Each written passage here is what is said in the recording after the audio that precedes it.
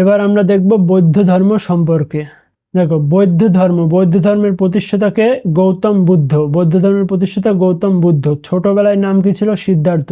দেখো, মহাবীরের বাবার নাম কি ছিল? পিতার নাম কি ছিল? সিদ্ধার্থ। আর এখানে বলছে বুদ্ধদেবের অর্থাৎ গৌতম বুদ্ধের ছোটবেলার নাম ছিল সিদ্ধার্থ। এটা গুলিয়ে ফেলবো না, ঠিক আছে? 563 খ্রিস্টপূর্বাব্দে নেপালের লুম্বিনী অর্থাৎ কপিলাবস্তুতে জন্ম হয়েছিল গৌতম বুদ্ধের। পিতা কে ছিল? শুদ্ধোধন, শাক্য বংশের রাজা ছিল। মাতা কে ছিল? মহামায়া দেবী। বুদ্ধদেবের জন্মদানের পর তিনি মারা যান। মহামায়া দেবী বুদ্ধদেবের জন্ম দেওয়ার সময় মারা গিয়েছিলেন। তারপর মহাত্মা বুদ্ধ কার কাছে মানুষ হয়েছে? তার মাসি গৌতমীর কাছে মানুষ হয়েছে। পিতা শুদ্ধোধন, মাতা মহামায়া দেবী আর মাসি গৌতমী।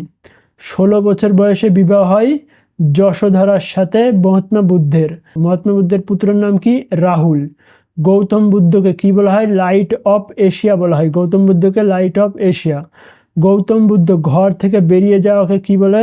মহাবিনিষ্ক্রমণ। ঘর থেকে বেরিয়ে যাওয়াকে মহাবিনিষ্ক্রমণ। বৌদ্ধ ধর্মের প্রতিষ্ঠাতা গৌতম বুদ্ধ। ছোটবেলার নাম সিদ্ধার্থ। পিতা শুদ্ধোধন, মাতা মহামায়া দেবী। মানুষ হয়েছিল মাসি গৌতমীর কাছে। স্ত্রী যশোধরা। আর জৈন ধর্মের মহাবীরের স্ত্রীর নাম যশোদা। দেখো, মহাবীরের দাদা ছিল, তার নাম হলো নন্দীবর্মন। যে মহাবীরের দাদা আছে তার মানে তার স্ত্রীর নাম যশোদা। আর এদিকে বৌদ্ধ ধর্মের মানে গৌতম বুদ্ধের স্ত্রীর নাম কি? যশোধরা। ওইদিকে যশোদা আর এদিকে ধরা।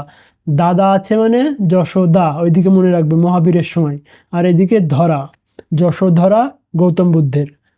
গুলিয়ে ফেলবে না স্ত্রী। B for Buddha.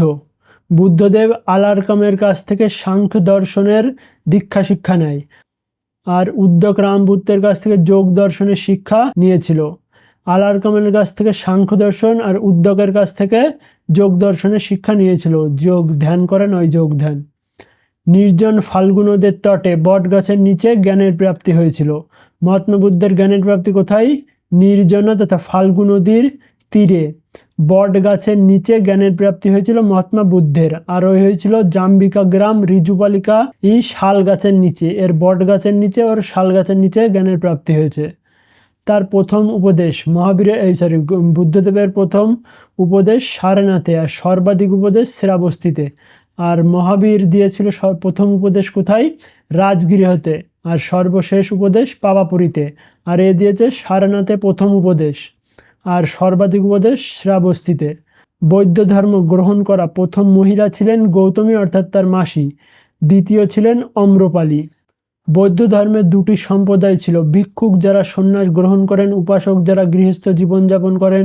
বৌদ্ধ ধর্মের প্রধান দর্শন অনেশ্বরবাদ, ঈশ্বরের কোনো অস্তিত্ব নেই, শূন্যবাদ, ব্যক্তি সর্বাধিক শক্তিমান। এইসবগুলো রিডিং পড়ে চলে যাও, কিছু লাগবে না। তারপরে দেখো, উত্তরপ্রদেশের মল্ল মহাজনপদে কুশীনগরে মৃত্যু হয়েছিল মহাত্মা বুদ্ধের। একে কি বলা হয়? মহাপরিনির্মাণ বলা হয়। তাহলে মহাত্মা বুদ্ধের শেষ উপদেশ কোথায় হবে? কুশীনগরে হবে। তাহলে মহাত্মা বুদ্ধের শেষ উপদেশ কোথায় দিয়েছিল? কুশীনগরে। যেখানে মরেছিল সেখানেই তো শেষ উপদেশ দেবে, কুশীনগরে। আর মহাবীর দিয়েছিল পাবাপুরীতে, আর এ দিয়েছে কুশীনগরে। আর এই বুদ্ধদেবের মৃত্যুকে কি বলা হয়? মহাপরিনির্মাণ। আর ঘর থেকে বেরিয়ে যাওয়া কি বলা হয়? মহাবিনিষ্ক্রমণ। ঠিক আছে, রিভাইজ করে নাও একটু।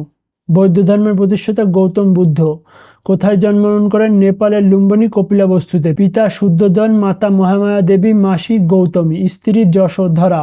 মহাবীরের যশোদা, কারণ ওর দাদা আছে। পুত্র রাহুল। লাইট অফ এশিয়া বলা হয়। ঘর থেকে বেরিয়ে যাওয়াকে মহাবিনিষ্ক্রমণ বলা হয়। আলারকামের কাছ থেকে সাংখ্য দর্শনের চর্চা মানে শিক্ষা নিয়েছিল। এসব বাদ দাও। নির্জন ফাল্গু নদীর তীরে বট গাছের নিচে জ্ঞানের প্রাপ্তি হয়েছে। নির্জনা ফাল্গু নদীর তটে জ্ঞানের প্রাপ্তি হয়েছে মহাত্মা বুদ্ধের। আর ওর জাম্বিকা গ্রাম রিজুপালিকা নদী জাম্বিকা গ্রাম বট শাল গাছের নিচে মহাবীরের। তারপরে প্রথম উপদেশ সারনাথে, ও দিয়েছিল কোথায়? রাজগৃহতে। সর্বাধিক উপদেশ শ্রাবস্তিতে। বৌদ্ধ ধর্মের প্রথম মহিলা, ইম্পর্টেন্ট না। আর কোথায় মারা গিয়েছেন? মল্ল মহাজনপদে কুশীনগরে। আর মারা যাওয়াকে কি বলা হয়? মহাপরিনির্মাণ বলা হয়। দেখো, বৌদ্ধ সম্মেলন, যেসব সঙ্গীতি বা সম্মেলন হয় বৌদ্ধদের, 4টে সম্মেলন হয়েছিল। 4টে সম্মেলন দেখে নাও, প্রথমে আগে পড়ে নাও এটা, তারপরে এটা বলছি এখানে কি লেখা। 483 খ্রিস্টপূর্বাব্দে রাজগৃহীতে প্রথম বৌদ্ধ সঙ্গীতি হয়েছিল, যার করছিল কে, রাজা কে ছিল, অজাতশত্রু। রাজগৃহ থেকে অজাতশত্রু আর অধ্যক্ষতা মহাকাশ্যপ। 383 খ্রিস্টপূর্বাব্দে ব্যয়শালীতে হয়, রাজা কে ছিলেন, কালাশোক, আর অধ্যক্ষতা কে করছিলেন, সবাগামী।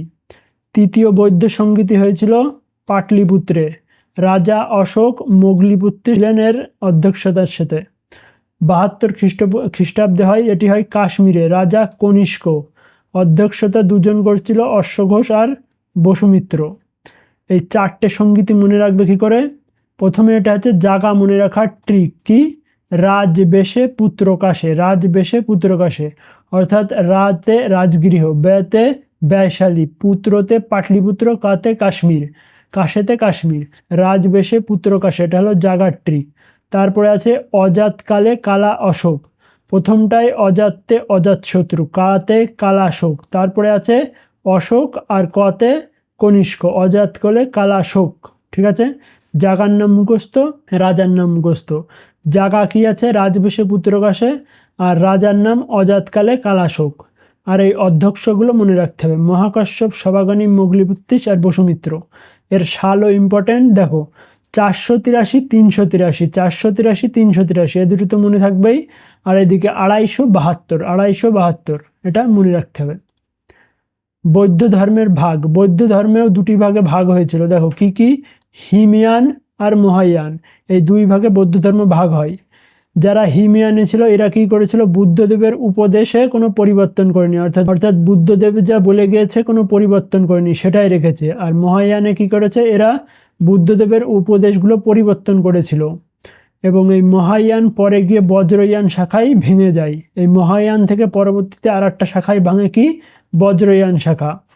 চীন কোন ধর্ম পালন করে, মহায়ান শাখা। থাইল্যান্ড হিময়ান শাখা পালন করে। দেখো কিছু বিশ্ববিদ্যালয় আছে সেই সময়, বিহারের ভাগলপুর বিক্রমশিলা বিশ্ববিদ্যালয়, এটি কোন, বজ্রয়ান শাখার। নালন্দা বিশ্ববিদ্যালয় মহায়ান শাখা, অদন্তপুর বিশ্ববিদ্যালয় মহায়ান শাখা। প্রশ্ন আসবে যে নালন্দা বিশ্ববিদ্যালয় কোন শাখা, বৌদ্ধ ধর্মের, জানি তো বৌদ্ধ ধর্মের, কিন্তু তার মধ্যে আবার কোন শাখা, হিময়ান, মহায়ান, বজ্রয়ান, কোন শাখা, মহায়ান শাখা। নালন্দা আর অদন্তপুর মহায়ান শাখা, বিহারের ভাগলপুর বিক্রমশিলা বিশ্ববিদ্যালয়। তারপরে দেখো বৌদ্ধদেবের মূর্তি, বৌদ্ধদেবের এখানে দাঁড়ানো হবে, দাঁড়ানো মূর্তি কারা তৈরি করেছিল, কুষাণরা তৈরি করেছিল। বৌদ্ধদেবের দাঁড়ানো প্রতিমা কুষাণরা। বুদ্ধদেবকে দেবতা হিসেবে প্রতিষ্ঠাতা করেছিল কনিষ্ক। ভারত ও এশিয়ার সবচেয়ে বড় মঠ কি, তাবাং মঠ। বৌদ্ধদের জন্ম, বৌদ্ধদেবের জন্মের চিহ্ন কি, পদ্ম। গৃহস্থ জীবনযাপন, এখানে ঘোড়া হবে, ঘোড়া। যুবক জীবনের সার, জ্ঞান প্রাপ্তি, বটগাছ। প্রথম উপদেশ চক্র নির্বাণ। বৈশাখী পূর্ণিমাকে বৌদ্ধ পূর্ণিমা বলা হয়, কারণ বুদ্ধদেব যে সব জ্ঞানের প্রাপ্তি, জন্ম টন্ম সব পূর্ণিমাতে হয়েছিল, তার জন্য বুদ্ধ পূর্ণিমা বলা হয়। গুহার নির্মাণ, অশোক বারবারার পাহাড়িতে গুহার নির্মাণ করেছিল। বারাবার পাহাড়িতে গুহার নির্মাণ অশোক করেছিল। বারাবার পাহাড় কোন ধর্মের সাথে সম্পর্কিত, বৌদ্ধ ধর্মের সাথে সম্পর্কিত।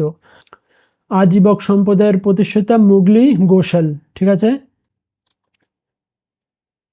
আজকের ক্লাসে এই পর্যন্তই। এর পরের ক্লাসে আমরা 16 মহাজনপদে এন্ট্রি মারবো।